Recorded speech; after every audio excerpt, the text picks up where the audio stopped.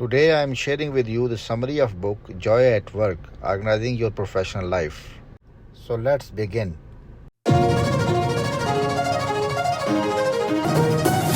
Chapter 1. Tidying up the workplace brings joy at work. Life is more than just checking things off a to-do list. The workplace is a magnet for clutter and mess. Wasteful meetings, disorganized papers, endless emails, and unnecessary tasks are the modern-day hazards of working.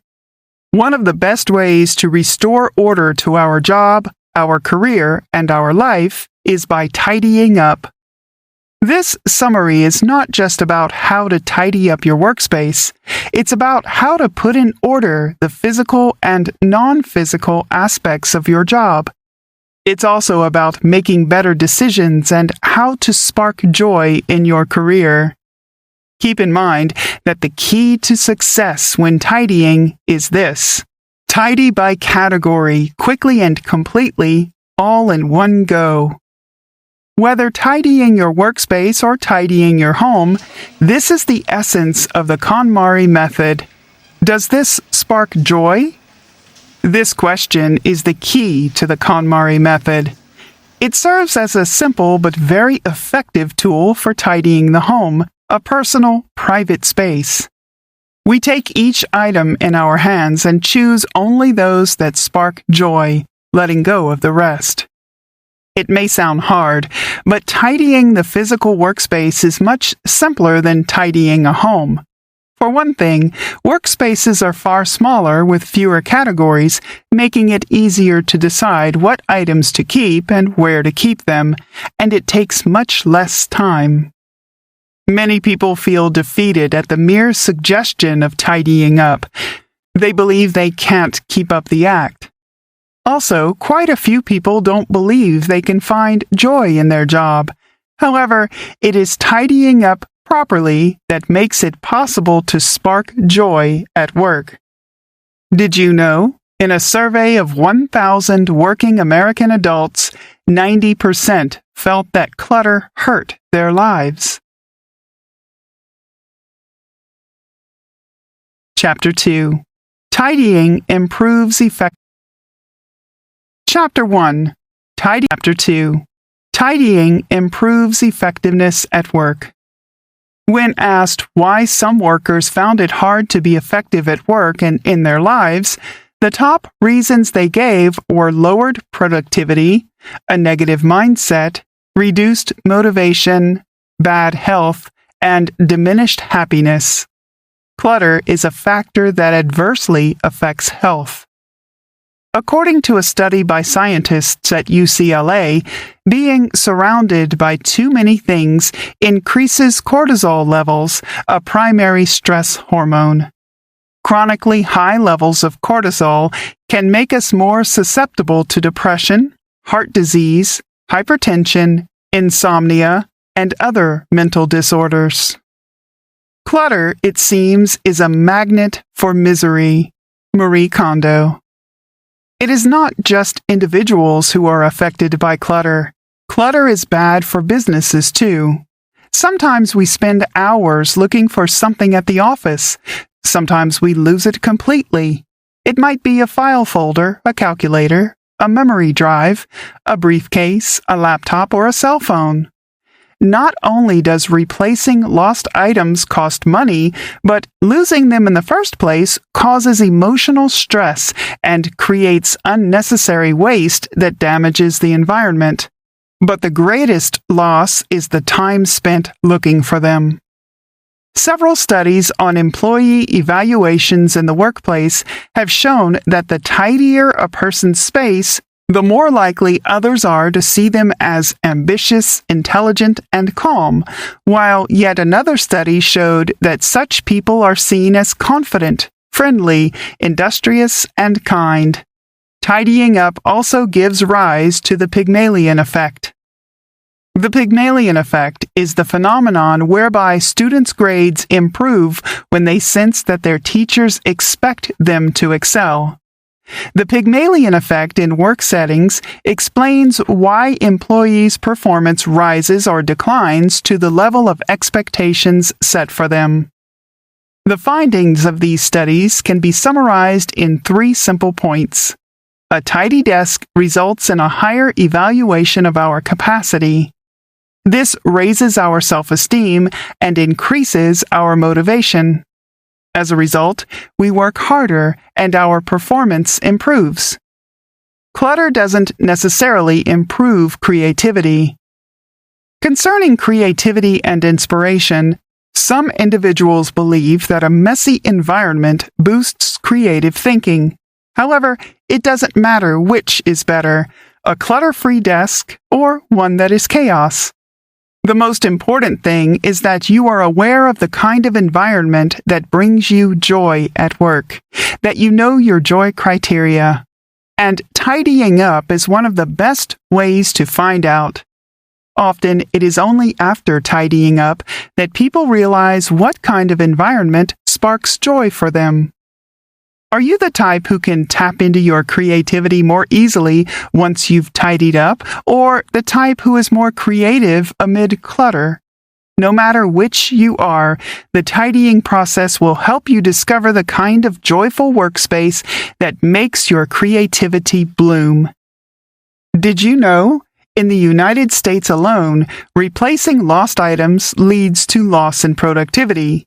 When converted to cash, amounts to an estimated US $89 billion annually. This is more than double the combined profit of the world's 5 largest corporations.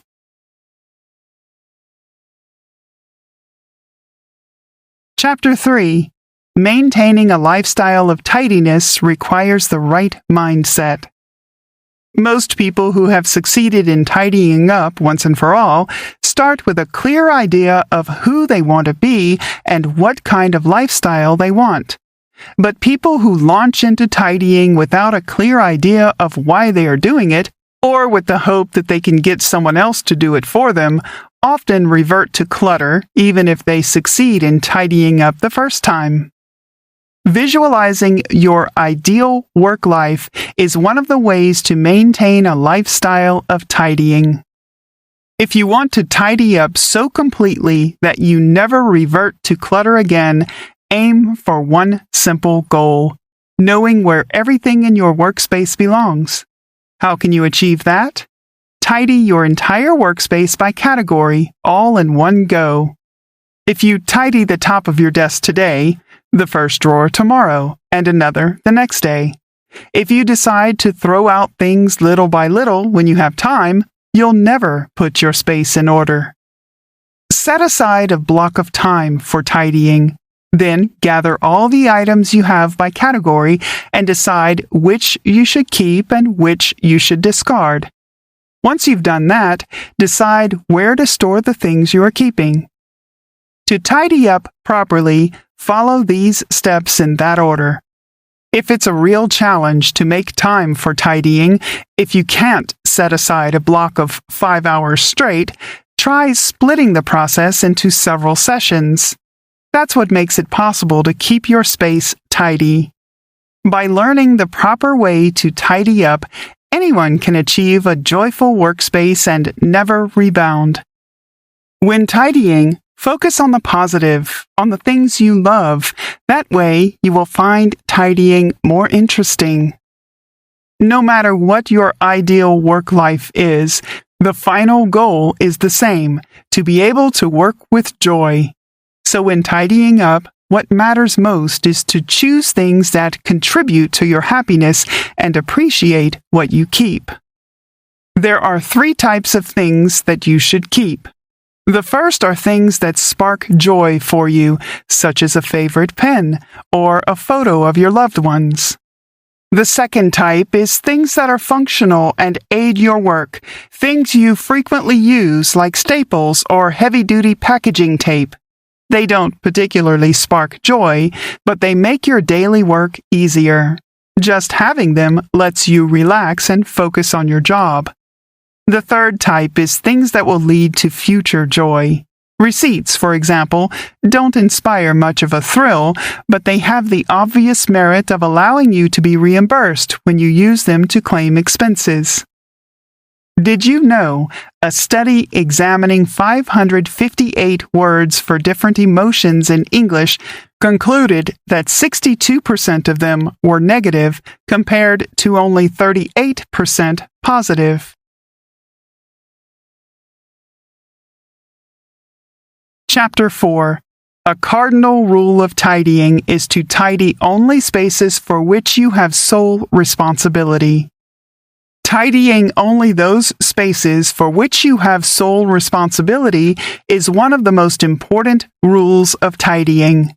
If there are spaces like a storage area for supplies, a break room, or a meeting room, just ignore them for now, even if they aren't as tidy as you'd like them. If you work at home, deal with work-related items separately from personal items. For example, if some of your books and documents are work-related while others are not, identify only the work-related items and focus on tidying them, leaving personal items for a later date when you are ready to tidy your home. Tidying books. Tidying books is a powerful means of self-discovery. The ones you choose to keep because they spark joy reveal your values.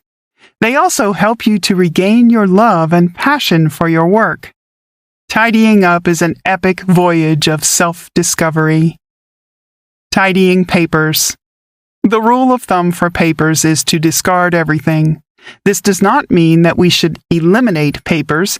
It just means we should choose only those that are necessary and to discard the rest.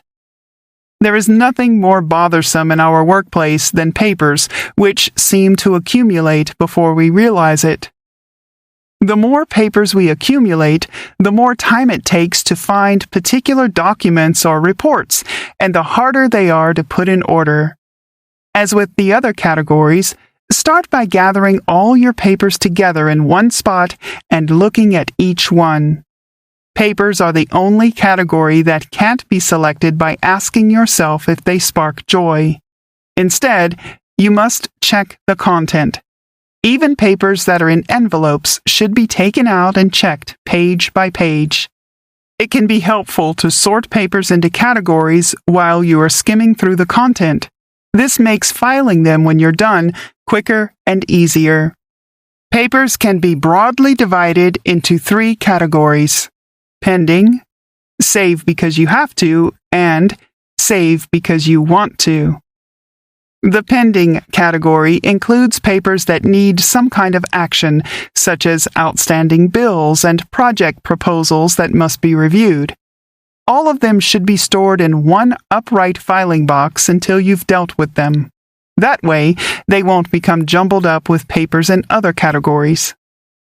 Papers we're required to save include certain types of reports, statements, contracts, and other documents for a specific period, regardless of whether or not they spark joy. Sort them by category and file them in a filing cabinet or file folders on a shelf. If you don't need to keep the originals, you can also scan them and store them electronically. For papers you want to save for other reasons, these might include documents you want to keep as a reference or ones that spark joy for you. Whether or not you keep these is entirely up to your discretion. Did you know tidying up your papers makes them incredibly easy to manage because you know exactly how many of each type you have and where they are?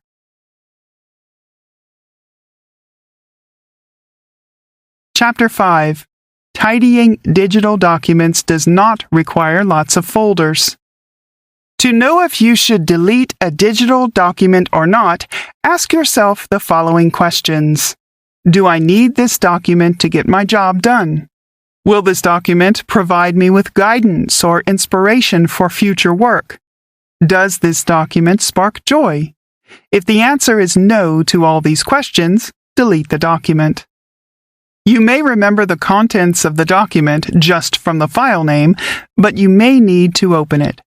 If a subfolder shares files on a topic that you're not keeping, go ahead and delete the entire subfolder. Search technology has improved, and this makes organizing your documents much easier. The usefulness of your folders will improve as you consistently place similar files in the same place and keep only what you need. Creating a handful of main folders to minimize the number of thoughts that goes into where to find something helps to keep digital documents organized. You can use 3 main folders for this. Current project, create a subfolder for each project in this category. Records, store policies and procedures you regularly access here. Saved works, keep files or documents from past projects which may be useful for the future here.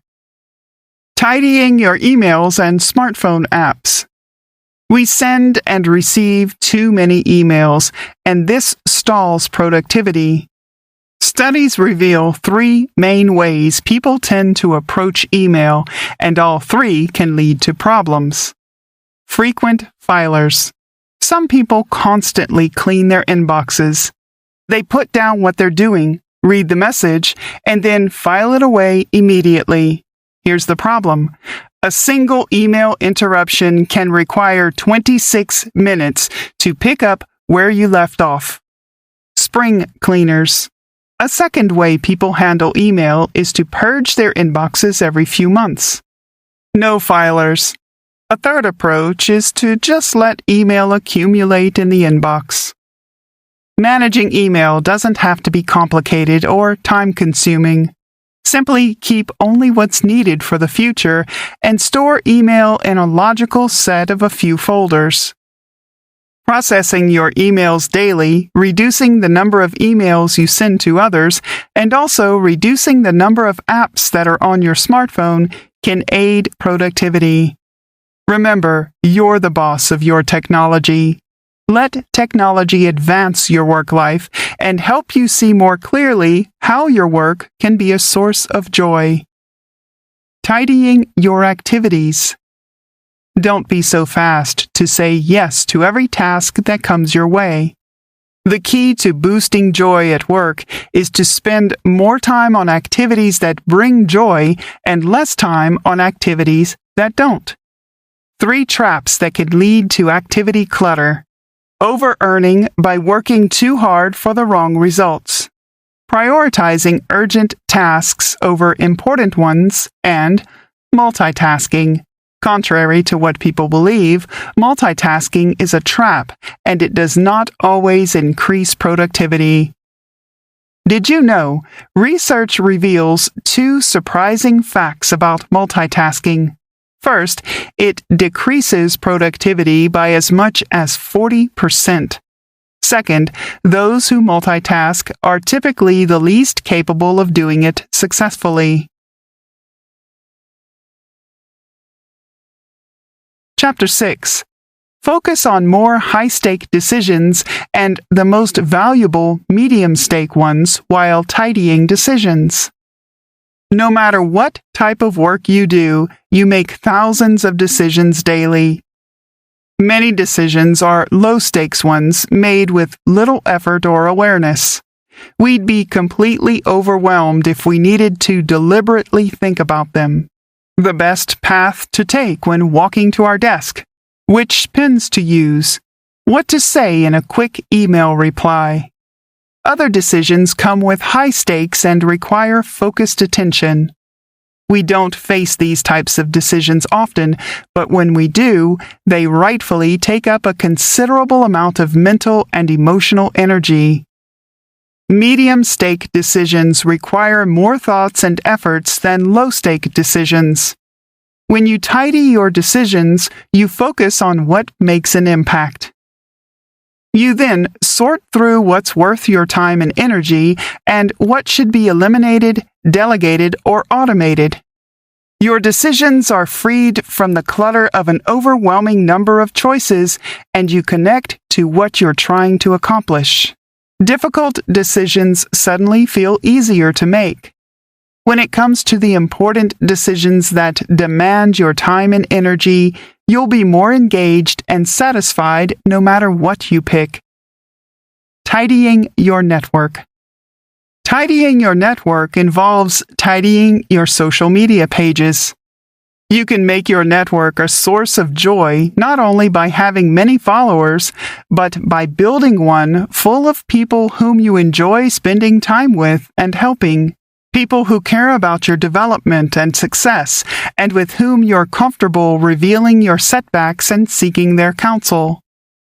Growing your network is not only time-consuming, but also potentially harmful to your psychological well-being. Research has shown that the more time we spend on social media, the less happy we are. That's because people usually only share good news on social media, while very few use it to share bad news. You may have connections in many places: LinkedIn, Facebook, and other social networks, along with the contacts list on your smartphone and email platform. However, using Marie's approach to tidying, imagine your ideal work life. Who are the people and what kinds of people do you want to be surrounded by and spend your time with? Which contacts spark joy? The answers to these questions help you to know which connections or contacts you need to let go of.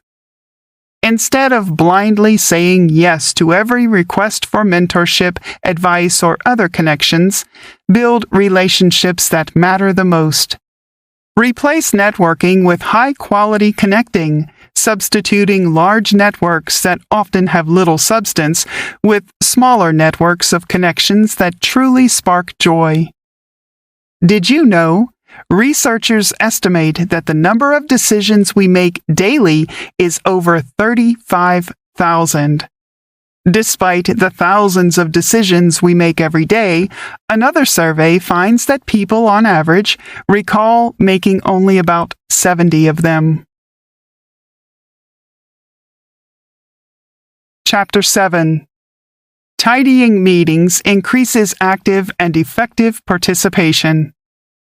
Before you start to tidy your meetings, think about what an ideal meeting looks like, both the meetings you attend and any you might formally lead. Even if you're just starting your career and find yourself at the mercy of how others lead meetings, you must know what you want to get out of meetings. Attending a lot of meetings doesn't make you more valuable. Do your best to get excused from any meeting that's not necessary, doesn't help realize a joyful future, or doesn't spark joy. There are 2 reasons people usually don't want to attend any given meeting: because it's disorganized or because it's not particularly relevant to their work. There are rules for tidying a meeting. Rule number 1: show up, sit up straight, pull yourself close to the table, and radiate positive energy. This is not the time to let your mind wander. Rule number 2: come prepared. If a leader provided an agenda beforehand, make sure you're ready. Rule number 3: put away your electronics. It's rude and sends the message that the meeting is unimportant and unworthy of your attention. Rule number 4: listen. We should be able to learn from one another during meetings. Rule number 5: speak up. There are times when you have unique information to share. Focus on advancing the conversation with new information, a different perspective, or putting the discussion back on track. Rule number 6: do no harm. We're responsible adults. Blaming others, cutting them off, or self-promoting creates dysfunction.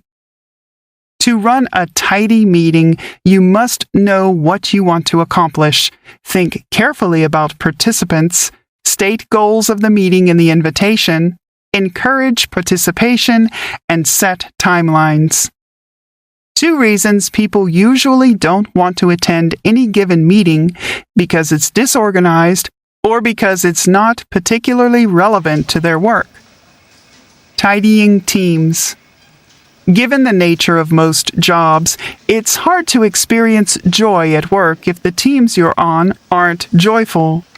You can, however, seize the opportunity to improve your team, even without a formal leadership role, from an inefficient team doing uninspiring work into an organized one doing more enjoyable and higher quality work. Big teams can create big messes. Research shows that larger teams are less satisfying than smaller ones because, with so many other people around, there's a good chance that there will be a lot of overlap in members' contributions, making it more likely that teams become chaotic and disorganized. Nevertheless, the success of a team is everyone's responsibility, no matter their job title, seniority, or tenure, and this is a privilege for us to enjoy at work. Do your best to tidy your teams, and you'll bring joy not just to yourself, but to everyone else in the group. Did you know Amazon CEO Jeff Bezos lives by the 2-pizza rule? No team should be large enough that it needs to be fed with more than 2 pizzas. Research backs up Bezos' rule of thumb. Studies peg the optimal size for most teams from 4 to 6 people if they're trying to generate ideas, make decisions, or innovate, with teams of more than 9 people pushing the limits of what's effective. Chapter 8. Share the magic of tidying with others. By organizing your work, you've given yourself a gift that goes far beyond a tidy desk or clean inbox. You've taken back some control of your work life. What is next is to share the magic of tidying with others. Although you can't force tidying on others, you can inspire them by sharing all that you've accomplished. Invite colleagues to check out your workspace. Talk about your approach to managing your email and calendar. Show off your smartphone and computer desktop. Let people know how you've avoided getting bogged down by too many decisions.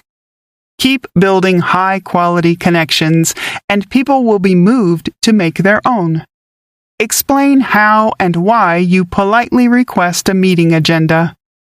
By organizing your work, you've given yourself a gift that goes far beyond a tidy desk, orderly calendar, or clean inbox. You've taken back some control of your work life. Don't put undue pressure on yourself to be the company's caretaker. Instead, ask yourself, what small things can I do to show care for the workplace? It could be as simple as occasionally cleaning up a dish in the kitchen. Share how tidying has transformed your work and life, and you'll soon have others eager to transform their own. You can add more joy to your workplace. Tidying comes naturally as breathing. Tidying up can help you get a clear picture of the path that sparks joy for you. You see what's close to your heart, what you've always wanted to do, and what challenges you want to take on. Our work and our lives are the cumulative results of our past choices. Whatever happens is the result of our own decisions. If something you're engaged in doesn't bring you joy, remember that where you are now is the path that you chose in the past. Based on that understanding, ask yourself what you want to do next. If you choose to let something go, do it with gratitude. And if you choose to hold on to something, do it with conviction. Small actions can bring surprisingly big changes to an organization.